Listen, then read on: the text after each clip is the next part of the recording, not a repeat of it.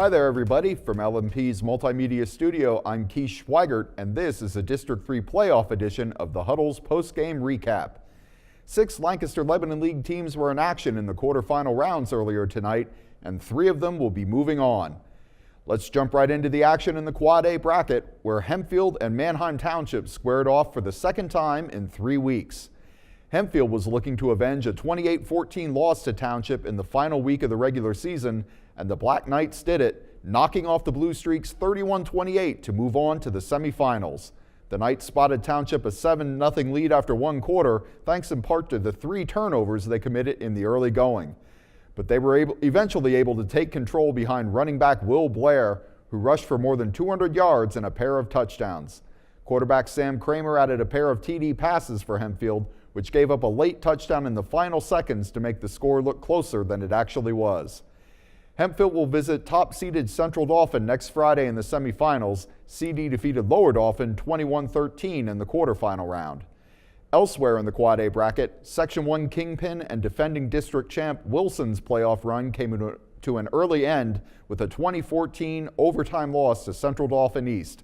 The Bulldogs blew a 14-0 lead as CD East rallied to tie the game early in the 4th quarter.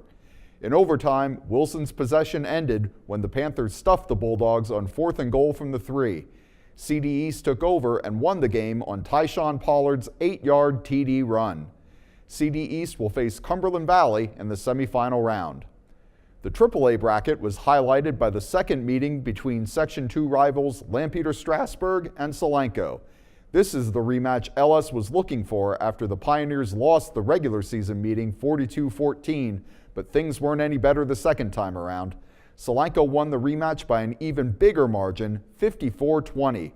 Noah McCardell ran for 2 touchdowns and threw for another score for the Golden Mules, while Robbie Hassel added a pair of TD runs.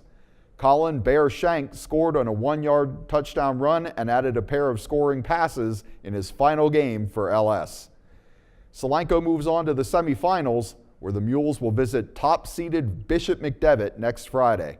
McDevitt, the 5-time defending District 3 champ, hammered Northern York 49-21 in the quarterfinals.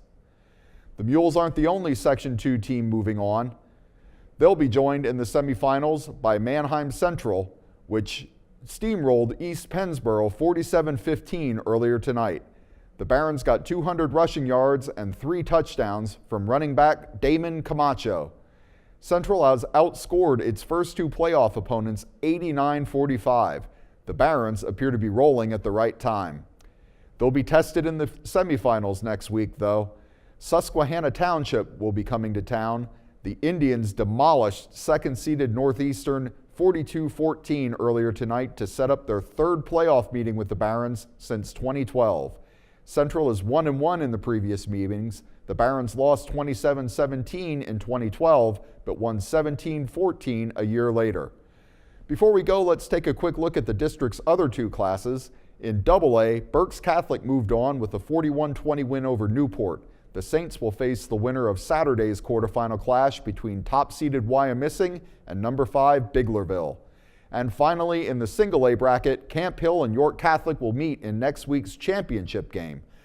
Camp Hill beat Millersburg 46-20, and York Catholic rallied to knock off Steel High 21-14. Thanks for joining me, everyone. Be sure to check back next week for the Huddle's live playoff coverage. LMP and Lancaster Online will have plenty of information about the games. And don't forget to follow along on Facebook and on Twitter. See you next time.